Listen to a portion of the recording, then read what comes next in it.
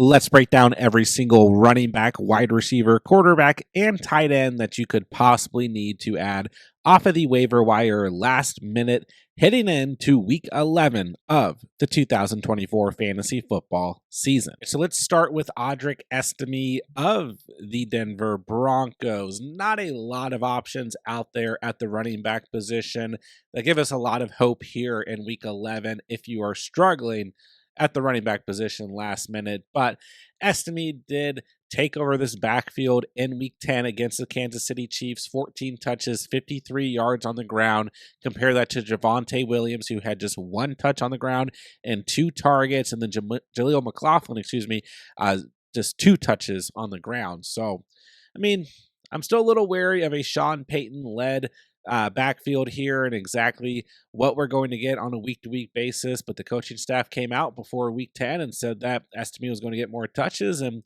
he basically got all the touches. So this is another kind of tough matchup against the Atlanta Falcons here in week 11, but this is a road game. And at the end of the day, he should be the lead back for the Denver Broncos. I know he's been a popular name since this past Sunday going into this week in terms of waivers for the week. But if you're desperate, you need a spot play here. I think Estime could be that.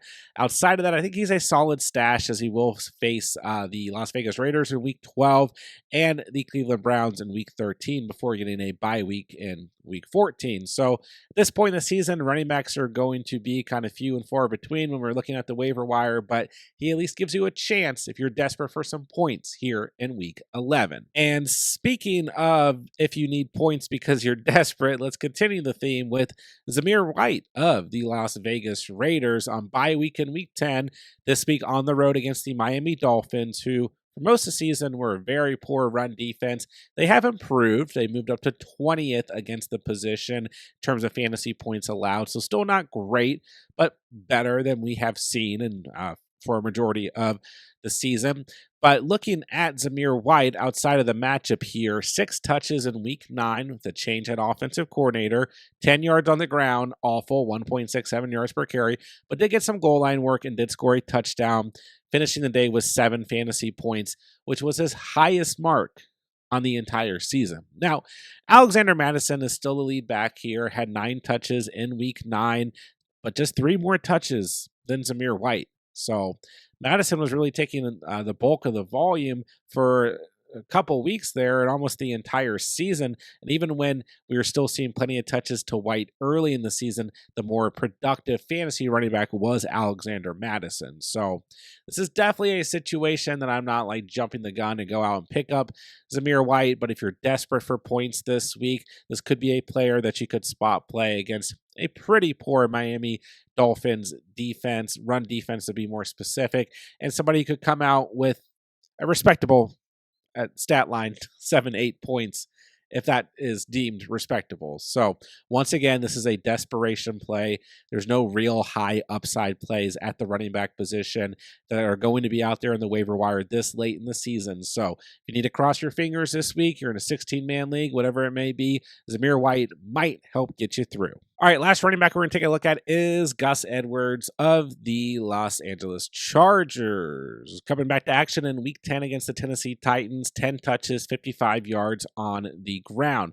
He was dealing with an ankle injury, but he's off the injury report. He's going to play this week against the Cincinnati Bengals. And once again, to me, this is still a desperation start, a good kind of handcuff pickup here.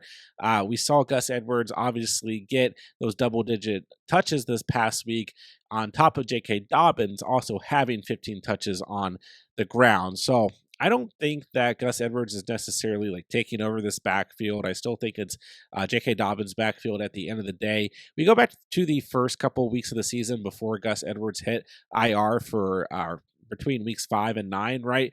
Gus Edwards still had double-digit touches in the first 2 games of the season, where J.K. Dobbins had 22 and 20 fantasy points. Then in those 2 tough matchups in weeks 3 and 4 against Pittsburgh and Kansas City, we still saw a couple touches to Gus Edwards in both of those games as well. So we've seen Gus Bus come in and get some touches, and it hasn't, at the end of the day, always had a negative impact on J.K. Dobbins. But we do know this is a run-first offense. We could see plenty of touches to Gus Edwards, maybe see him get some goal line work. This is another desperation play.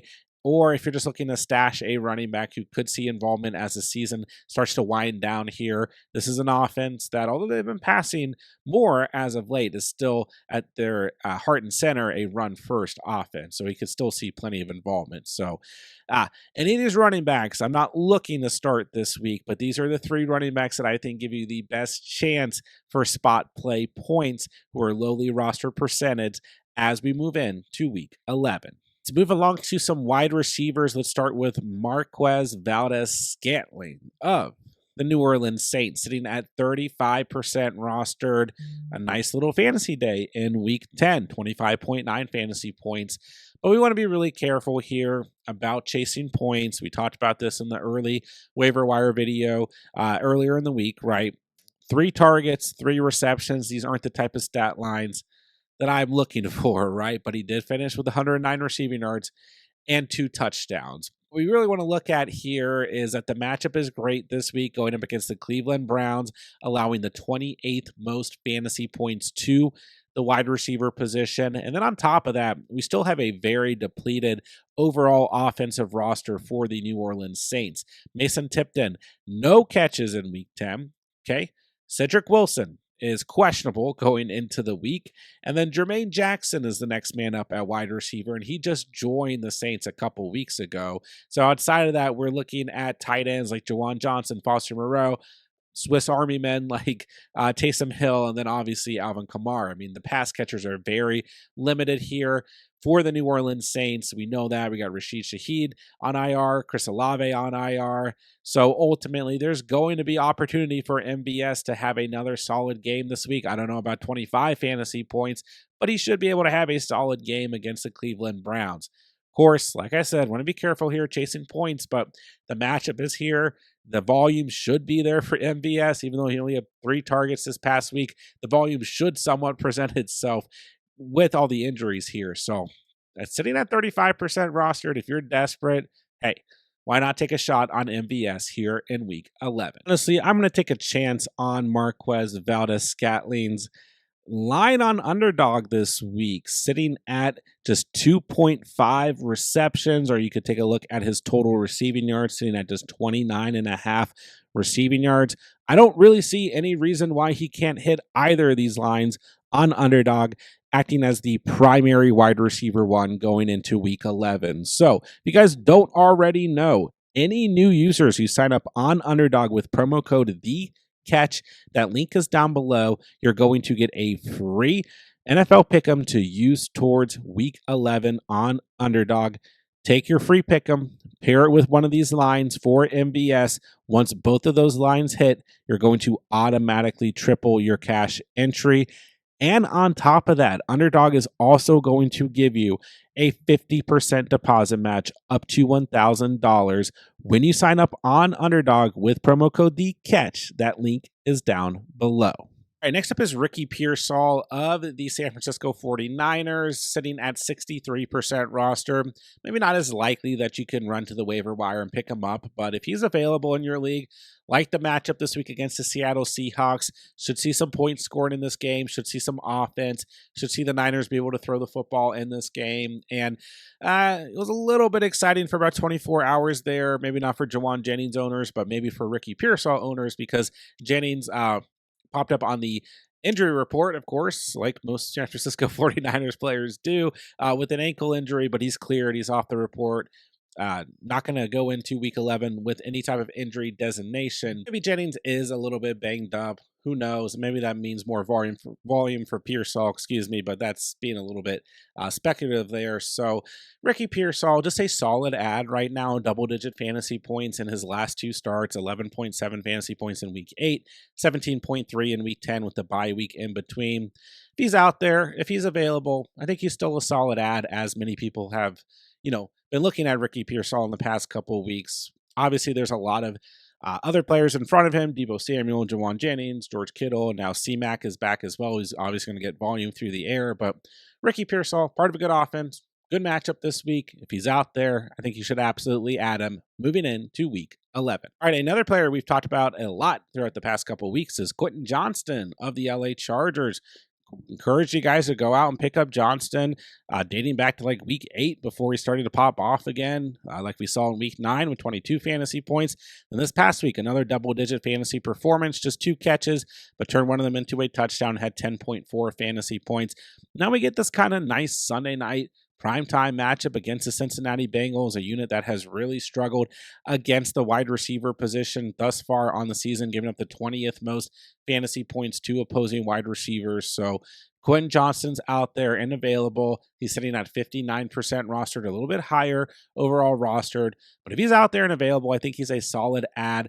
Gets a good matchup in Week 12 against the Baltimore Ravens, and another solid matchup in Week 13 against the Atlanta Falcons. So I think he brings a lot of nice upside to the table.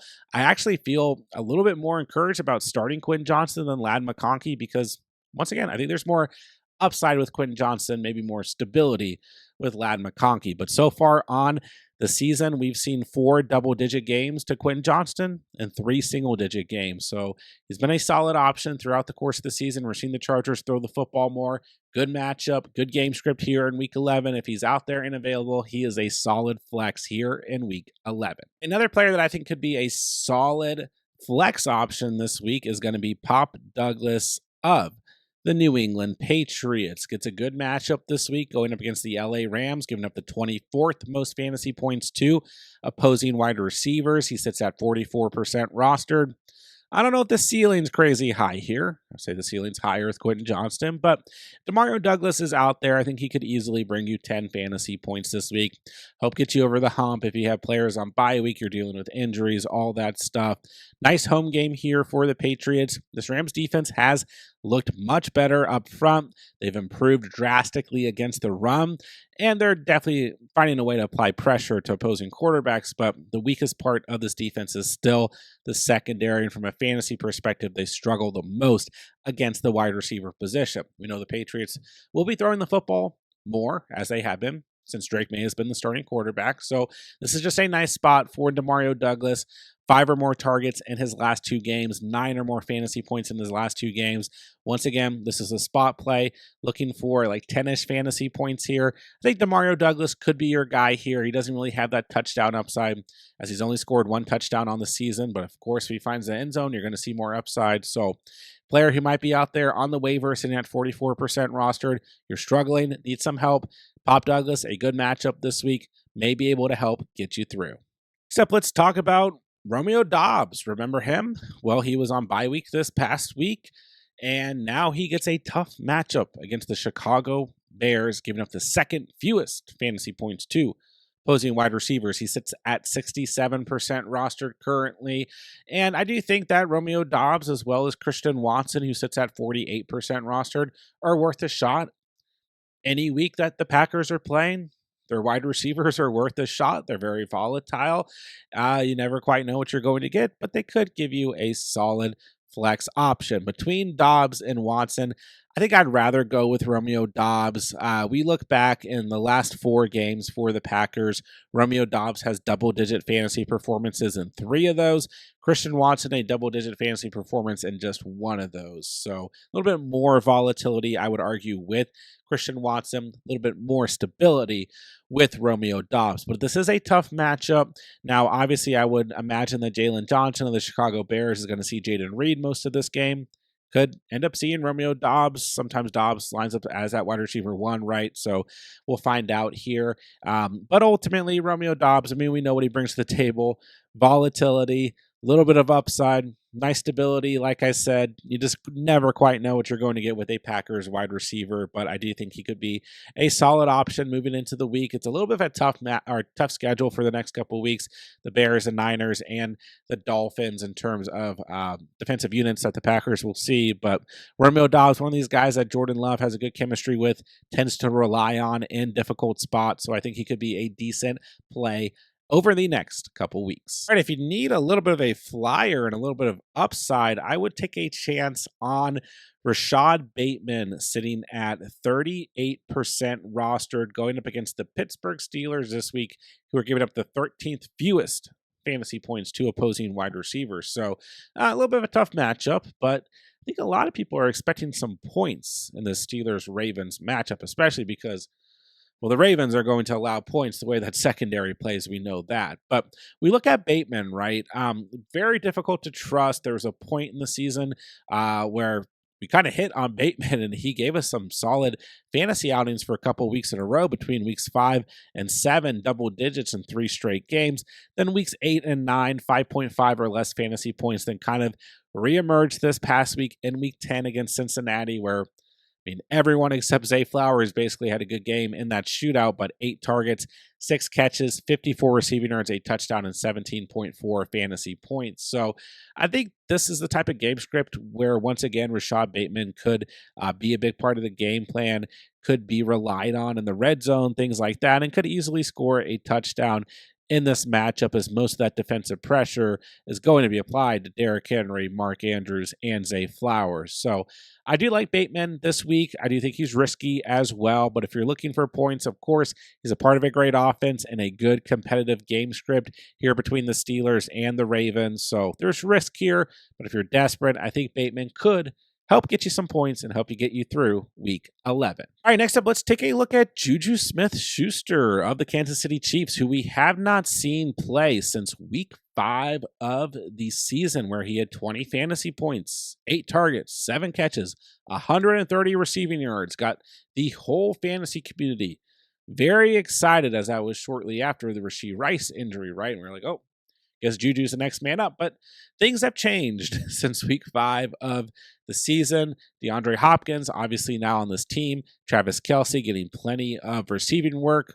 Kareem Hunt on this team as well now, who had 10 targets, 7 catches this past week. I don't know if that's going to stay a thing or not. But regardless, that kind of role that Juju stepped into is now the role that DeAndre Hopkins, I would argue, has stepped into. But at the end of the day, Xavier Worthy hasn't done a whole lot, hasn't been very consistent, hasn't really been utilized over the past 2 weeks. So don't really know what his role on this offense is. He had 6 or more targets in the first 3 games since the Rashee Rice injury, and then in the last 2 games, 4 or less targets. So kind of tough read there, but we know he hasn't been heavily involved.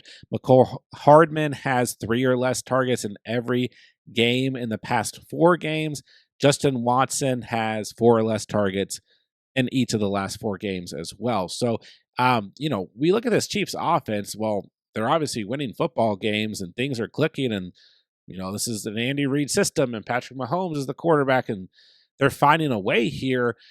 It definitely won't surprise me if they get Juju Smith-Schuster heavily involved and they still have Hopkins involved. They still have all that volume going to Travis Kelce. I think, if they could, they would like to throw the football more, but who knows with this offense and what they're going to cook up on a weekly basis, I suppose. But I don't think it's crazy or far-fetched to say that we could see Juju Smith-Schuster heavily involved again now that he is once again healthy. So he sits at just 13% rostered. It's a tough matchup this week against the Buffalo Bills, which that game script could still positively impact a guy like Juju Smith-Schuster, or maybe he's kind of eased back in here in his first game back.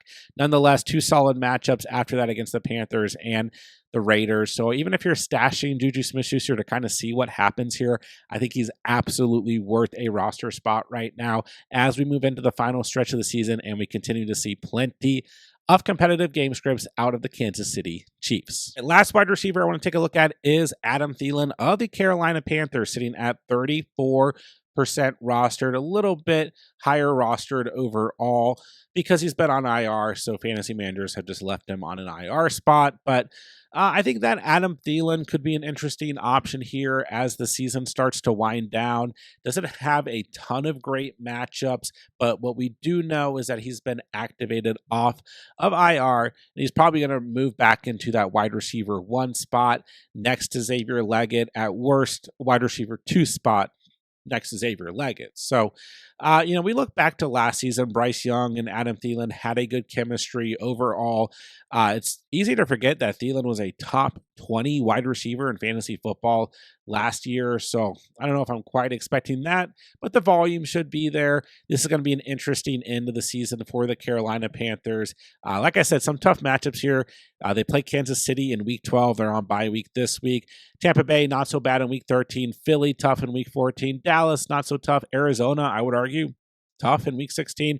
Then they play Tampa Bay again in week 17. So kind of a good mix and match there of hard and difficult, or easy and difficult matchups, I guess you could argue here. But we're definitely going to see the Panthers kind of try and figure out what they have going into next season, what Bryce Young is going to offer at the quarterback position, all of that stuff. So I think Thielen will continue to be involved once he's back on the field. As he has been activated off IR here on the bye week, I would imagine he'll start in week 12. If he doesn't, then even better, he'll start in an actual good matchup in week 13. So if you're looking to stash a player, I think Adam Thielen could help with some positive fantasy outings here at the end of the season. It could be a nice stash here in week 11.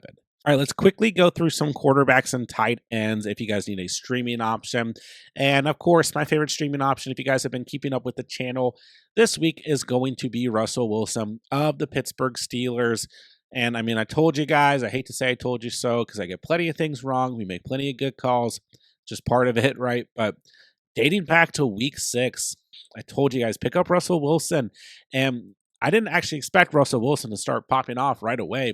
I just really liked the strength of schedule after the bye week. And it started last week against the Washington Commanders. But this stretch of games for Russell Wilson, the Pittsburgh Steelers, Baltimore, Cleveland, Cincinnati, Cleveland, Philly, tough, Baltimore, Kansas City, tough. But I mean, a lot of really good matchups in there for the quarterback, wide receiver, and tight end position. So Russell Wilson, in his first 3 games with the Steelers, has averaged 19.3 fantasy points per game, and that number would be higher if he didn't have 2 touchdowns against the Giants in week 8 called back, or even just 1 touchdown called back. So bottom line is Russ has been great. He's moved up to 55% rostered.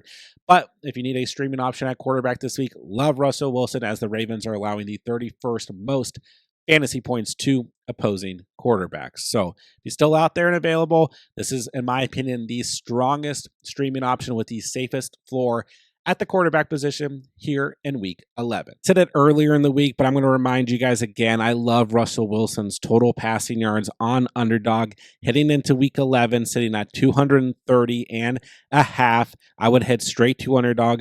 Take the over on Russ's total passing yards, as he has hit this mark in 2 of his first 3 starts with the Steelers. And now he gets this Ravens unit that's been awful all season long against the pass. I think this is an absolute smash line on Underdog. So head straight over to Underdog. Take the over on Russ's passing yards. And all new users who sign up on Underdog with promo code TheCatch are going to get that free NFL Pick Em.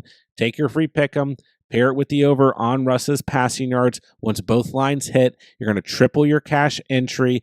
And on top of that, Underdog is going to give you a 50% deposit match up to $1,000 when you sign up with promo code TheCatch. That link is down below. And my next favorite streaming option at the quarterback position is Bo Nix of the Denver Broncos.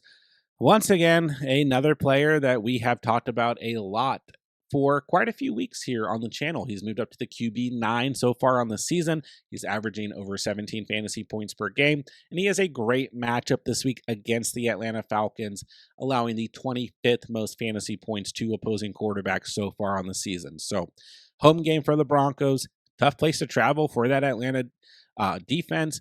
The secondary for the Atlanta Falcons has struggled, even though they've been pretty good against the run. Bo Nix has been very solid so far on the season, looking back to since week 5, 16 or less fantasy points in just 2 games for Bo Nix, 18 or more fantasy points in every other game with a ceiling of 29 fantasy points. So I think most people are starting to wake up to the fact that Bo Nix is actually playing pretty decent football as a rookie quarterback and has become a viable option in fantasy. And here we are in week 11 with a great matchup at home. He should have a safe floor. I think has some nice upside moving into the week. He does now sit at 58% rostered, but if he's out there and available, he's a very strong start at the quarterback position here in week 11, and you just may be able to add him off of the waiver wire. All right, my favorite streaming option at tight end this week is going to be Pat Freiermuth of the Pittsburgh Steelers. He's moved up to 51% rostered. Been very tough to trust Patty F so far on the season.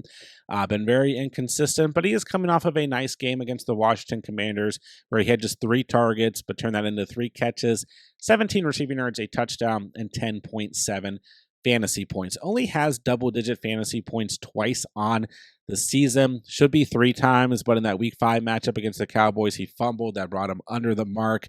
Nonetheless, in games where he has a touchdown, he has 9.2 or more fantasy points so far on the season. And here in Week 11, gets the Baltimore Ravens at home, currently giving up the 26th most fantasy points to opposing tight ends on the season. So it is a smash matchup for Pat Freiermuth this week. If he's still out there floating around the waiver wire and you think you need help at tight end, he is a very strong streaming option here in Week 11. Another streaming option at tight end that I think is very good this week is going to be Hunter Henry of the New England Patriots, sitting at 44% rostered.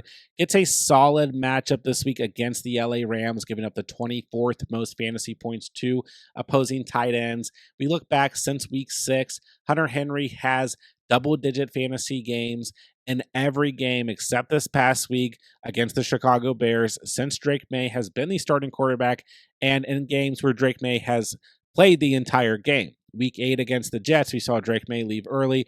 Henry had just under double digits with 9.5 fantasy points.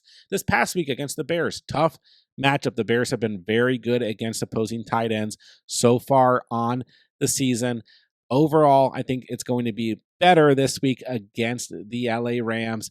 Henry, if he's out there and available, he's kind of that security blanket for Drake May, so I think he could easily come through in this home matchup against the Rams with another double-digit performance. Maybe not a crazy high ceiling, but I think he should offer some nice stability this week. He's a tight end 12 so far on the season. As long as Drake May is healthy, Hunter Henry's healthy, you've got a shot at double digits, and this is a nice matchup this week. So if he's out there and available and he needs some help, I think Hunter Henry is a great addition moving into Week 11.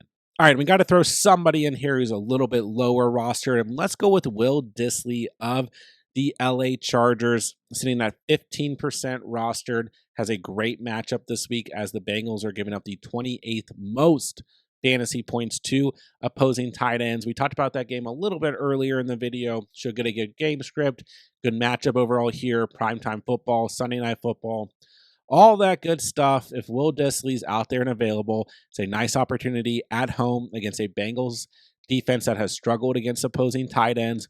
And Will Dissly's been a decent spot play over the past couple weeks with 8 or more fantasy points in 3 of his last 5 matchups. This past week, he found a way to lead the team in targets and receptions against the Tennessee Titans. So all that hype around Ladd McConkey, Quentin Johnston, maybe Will Dissly is really the Chargers player that we need to add moving into Week 11.